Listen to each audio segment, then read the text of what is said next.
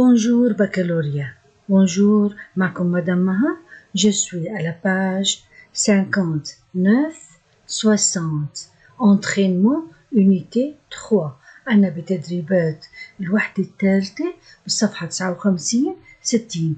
59 ما فيها شيء، بس عم يقولوا لي إنه نحن حققنا الأهداف التالية. طبعا هذا مولى الحفظ، بس حتى نتأكد إنه نحن الشيء اللي درسناه خلال الوحدة رح نطبقه هلا وتتعزز معلوماتنا. تمام. دايما بنبدأ التطبيقات الانترينمون بنبدأ فيه ب كومبريهنسيون اورال، استيعاب شفهي. بنسمع نص، وطبعا انا بدلكم عليه، بنشوفه بنقراه مع بعضنا وبعدها بنحل تدريباته. دونك maintenant je suis à la page 60. رح نسمع النص اللي هو dialogue à la page 73 du guide بدليل المعلم صفحة 73. بقرا دور، هو طويل معلش لأنه في عليه أسئلة، راح بقرا دور وبدنا ننتبه على كلماته لأنهم صعبين معانيهم، وبعدها بنحل التدريبات. Présentateur.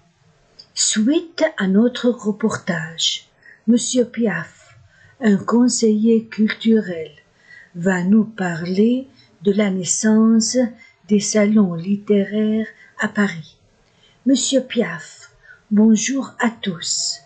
Les salons littéraires sont nés au XVIIe siècle d'un mouvement social et littéraire appelé préciosité. Des femmes aristocratiques de Paris, comme la célébrée marquise de Rambouillet, ont ouvert leur salon privé pour accueillir des personnalités lettrées et intellectuelles. Le présentateur. Pour quel but? Monsieur Piaf, pour imposer la pensée noble des aristocrates lors des discussions autour des sujets d'actualité, de littérature, de science ou de politique. Le présentateur. Mais quelle influence avait ce mouvement sur le développement du goût littéraire? Monsieur Piaf, une grande influence. Ces salons littéraires ont enrichi l'habitude de la conversation à travers un nouveau vocabulaire français qui est devenu plus élégant et plus fin. Le présentateur. Et qui sont les membres de ces salons? Monsieur Piaf, des invités d'exception, des hommes politiques, scientifiques, des philosophes, de grands écrivains et d'autres. Les discussions et l'ouverture d'esprit de ces espaces leur ont permis de rechercher et d'échanger des idées sans préjugés. Le présentateur. Et actuellement, que sont devenus les salons littéraires? Monsieur Piaf, ils ont évolué pour prendre une forme plus moderne, appelée émission débat télévisé. Des débats et des discussions politiques et culturelles entre invités connus du public et guidés par un animateur. C'est l'équivalent du programme talk show. N'oublions pas l'existence des salons du livre. C'est un espace important pour les écrivains, car ils servent à présenter leurs nouvelles œuvres. Le présentateur. Merci beaucoup, Monsieur Piaf. طبعا نحن درسنا كان كله عن الثقافة، عن لا كولتور. رح نشوف هلا نص حول الثقافي. Présentateur. هذا المذيع. Suite à notre reportage. تتمة تقرير تتمة للشيء اللي صار بتقريرنا. السيد بياف اللي هو مستشار ثقافي، un conseiller culturel، مستشار ثقافي، va nous parler، راح يحدثنا de la naissance des salons littéraires، عن نشأة الصالونات الأدبية في باريس. كيف يعني إنه كيف نشأت الصالونات الأدبية؟ إنه الناس تفتح صالوناتها للملتقيات الأدبية. ألا بونجور أتوس، صباح الخير للجميع. Les salons littéraires، صالونات الأدبية، سوني نشأت au XVIIe siècle، في القرن السابع عشر. القرن السابع عشر، انتبهوا للأرقام، الضرب هي 10، الإكس هي 10، واللي على شكل 7 شكل في 5، وهدول 1 2 10 5 و2 17، هيك الأرقام اللاتينية. والأو الصغيرة اللي فوق تعني الترتيب. القرن السابع عشر، إذن هي 10 5 و2 17. نشأت في القرن السابع عشر دو موفمون سوسيال، في مع حركة اجتماعية. موفمون سوسيال حركة اجتماعية أدبية، يعني لها علاقة بالمجتمع ولا علاقة بالأدب، اسمها بريسيوزيتي. يعني هالحركة اسمها الحذلقة. هزلقة هلا بجوز انتم ما بتعرفوا شو معناتها. هو التنمق في الكلام، يعني مثل اللانجاج غشيخشي، البحث عن أدق العبارات والكلمة الفصيحة، يعني الفصاحة في الكلام. هذه هي البريسيوزيتي، التنمق يعني البحث عن شتى لغة الطبقات، اللي يعني بيختار الإنسان كلماته بدقة كبيرة، وبيختار كلمات بيعملوا منها كلمات جديدة، نوع من الكلام بس هو للطبقة الراقية، النبلاء. لا ليش؟ لأنه دي فام أرستقراطي، نساء أرستقراطيات من باريس، مثل الماركيزة. ماركيزة لقب، يعني هذا لقب نبلاء. ماركيز دو رامبويي، هي السيدة رامبويي مشهورة طبعا، هي مثل وغيرها من النساء البلاط والنبلاء فتحوا صالوناتهم الخاصة في بيتهم، مثل ما تكونوا شايفين بالصورة.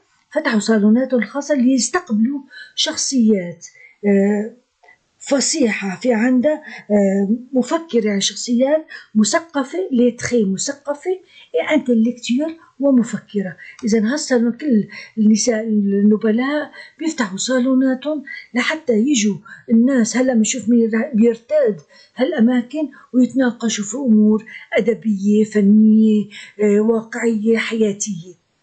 ألا سأل المذيع pour quel but، شو هو الهدف، ليش فتحوا صالوناتهم؟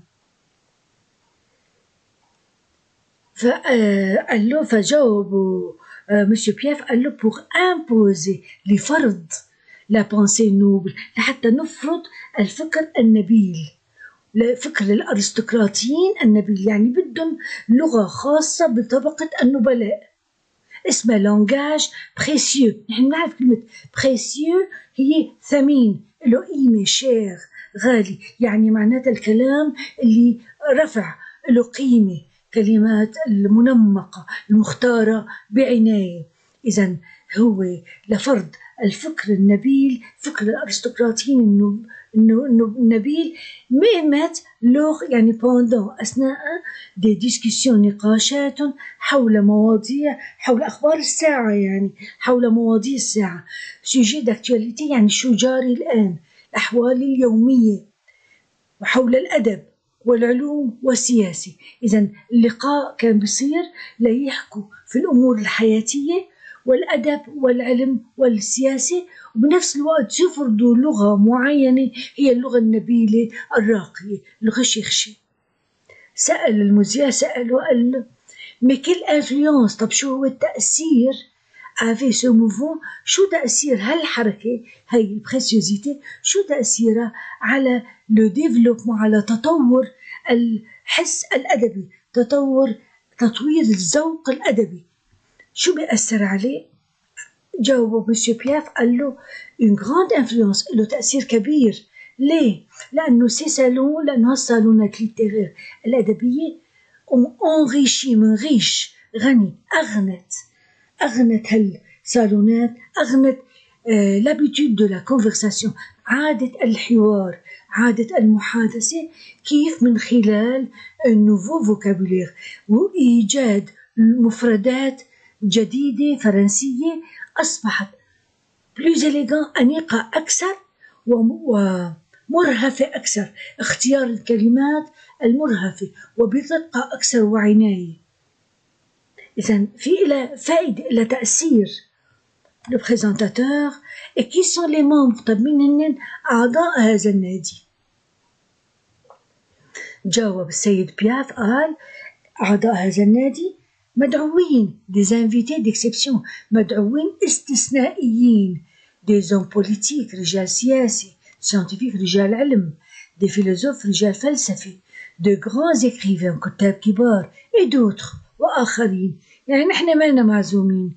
les discussions هالنقاشات et l'ouverture d'esprit والانفتاح الذهني، الانفتاح الفكري de ces espaces لهذه الأمكنة هي leur permis سمحت لهم de rechercher بالبحث et d'échanger وبتبادل des idées الأفكار sans تبادل الآراء sans préjugés، بدون ما يكون عنا فكرة مسبقة. يعني أنا ما بروح لمحل وعندي فكرة مسبقة شو رح أفرض رأيي أو شو رح يعني شيء متخبي بمخي، لا بالعكس، هن بيروحوا sans préjugés بدون أفكار مسبقة حتى يكونوا مثل الصفحة البيضاء ويتناقشوا ويأكسبتي لوتر ويتقبلوا الآخرين. فإذا هو ouverture d'esprit، هو انفتاح ذهني في هذه الأماكن. ما بنروح لحتى نتقاتل ونضرب بعضنا، لا، حتى نتحاور برقي، كله avec élégance، برقي.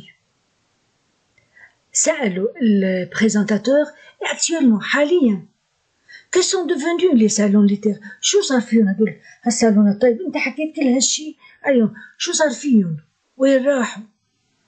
جاوبوا مسيو بياف ils ont évolué، تغيروا، ما عادوا صالونات بهالشكل هذا pour prendre une forme، وأخذوا شكلا plus moderne، حديثا أكثر. سميناه émission débat télévisé، سمي برنامج حوارات تلفزيوني، برنامج نقاشات تلفزيوني، لأن قبل ما كان في تلفزيون، فهلأ صارت هالنقاشات داخل الاستوديو بيكون فيها دي ديبا، حوارات، يعني دردشات، دي ديسكسيون ونقاشات بوليتيك سياسية كولتورال وثقافية entre invités، بين مدعوين connus du public، معروفين من الجمهور، من الناس اللي عم تتفرج، guidé ويديرها هالحوارات، يديرها animateur، مذيع. c'est l'équivalent، شي بيشبه دي بروغرام، برنامج توك شو، اسمه توك شو، برنامج الدردشة، برنامج حواري موجود بالتلفزيونات الغربية، اسمه توك شو، يعني عرض الحكي، عرض كلام، عروض تعرفوا توك هي الحكي يعني. n'oublions pas، ما رح ننسى كمان l'existence des salons du livre، كمان في عنا من عدا التوك شو، من عدا الديبا هدول، في عنا salon du livre، معارض الكتب كمان. هذا c'est un espace، هذا مكان هام important pour les écrivains، للكتاب، car ils servent، لأن هالأماكن تفيد à présenter بعرض leurs nouvelles œuvres، إصدارات الجديدة، كتب أعمال الجديدة. le présentateur المذيع merci beaucoup monsieur بياف، شكرا جزيلا سيد بياف، شكرا لك. النص مو سهل أبدا، بس الحمد لله إنه ما في عليه كتير يعني أسئلة صعبين. شايفين؟ فوالا، هذا صالون ليتيرير، كيف بقعدوا، كيف بتناقشوا، والكتب قدامهم، ما بيتقاتلوا، كله حوارات نوبل راقي، وبين عليهم سوسون دي جون نوبل، هن الناس نبلاء. maintenant écoutez puis cochez vrai ou faux، اسمع، طبعا سمعنا وخلصنا بحث صوتي، ونعمل vrai ou faux، صح وخطأ. dans ce document، في هذا التسجيل، دايما بحطوا لي كلمة دوكيومون، فهي يا تسجيل صوتي يا كتابي، يعني يا تكست يا أوغال عم بسمعه، enregistrement تسجيل. dans ce document، بهالتسجيل on parle، عم يحكوا de la naissance des salons littéraires عن نشأة الصالونات الأدبية في فرنسا. وي سي فري طبعا، لأنه سأله قال له احكي لنا عن لا نيسانس، مو ولادة، نشأة، ما في حد عم يولد هون. ب لو سالون دو ليفر اكزيست انكور، هل معرض الكتاب موجود؟ وي سي فري، هلا قرينا لسه قلنا ما عاد في صالون ليتيرير وإنما صار في صالون دو ليفر. Les programmes télévisés prennent la place des salons littéraires. البرامج المتلفزة أخذت مكان الصالونات الأدبية. Oui, c'est vrai. Talk show, débat, discussion.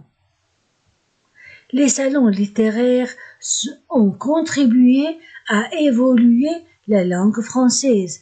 الصالونات الأدبية ساهمت مثل participer à contribuer يعني participer à، ساهمت بتطوير évoluer يعني développer، تطوير اللغة الفرنسية. وي ليش؟ لأنه ils ont imposé un nouveau vocabulaire، لأنه فرضوا لغة جديدة، مفردات جديدة، فإذا هي ساهمت في تطوير اللغة الفرنسية، وكمان طبعا أضافوا كلمات جديدة.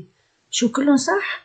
لا بريسيوزيتي تيار هل تيار الحذلقة هاد est un mouvement بوليتيك، هل هو حركة سياسية؟ أكيد لا، هو حركة ثقافية فنية، هو بيحدث فيها سياسة ولكن ليست حركة سياسية. دونك vrai vrai vrai faux. On passe à 2، ننتقل ل2. selon le document، حسب النص، les femmes aristocrates، النساء الأرستقراطيات ont ouvert، فتحوا les portes de leur salon pour، فتحوا أبواب صالونات لماذا فتحوا أبواب صالونات؟ imposer les attitudes des aristocrates. oui طبعا لفرض، قال له لحتى نفرض المواقف الأرستقراطية، طبعا لأنه لحتى يفرضوا لغة خاصة فيهم وخاصة في النبلاء. pour s'opposer aux attitudes des aristocrates، لحتى نعارض المواقف الأرستقراطية. non. présenter de nouvelles œuvres، لتقديم مؤلفات جديدة، لا أكيد. s'opposer aux attitudes politiques de leurs époques، لحتى يعملوا تيارات معاكسة للوضع السياسي، كمان أكيد لا. donc c'est à imposer les attitudes، لحتى يفرضوا المواقف الأرستقراطية ويعلموا يعني تسري هذه اللغة الخاصة بالأرستقراط، اللغة langage recherché. 3. Dans les salons littéraires، les écrivains avaient l'occasion de rechercher et d'échanger les idées grâce عندي 2 réponses correctes.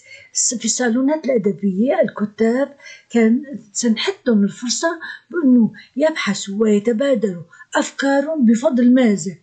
جوابين من بين الإجابات صح.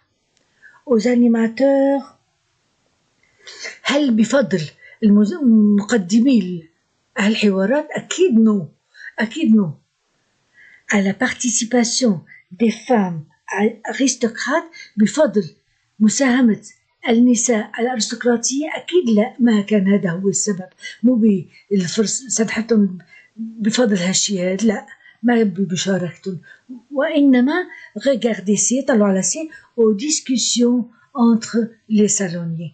إذن تبادلوا بفضل حوارات بين des discussions، النقاشات بين les saloniers. قلنا ce sont qui fréquentent les salons، الناس اللي بتتردد على الصالونات. إذن بفضل الحوارات صارت فرصة التبادل والبحث، تبادل الآراء. دي au préjugé des saloniers، بفضل الأفكار المسبقة لأعضاء الصالونات. non. mais à l'esprit ouvert des saloniers، بسبب الذهن المتفتح، الفكر المتفتح المنفتح لرواد الصالونات des saloniers. Voilà, j'ai fini la page 60. كانت معكم مدام بتقول لكم au revoir à la prochaine fois. باي باي.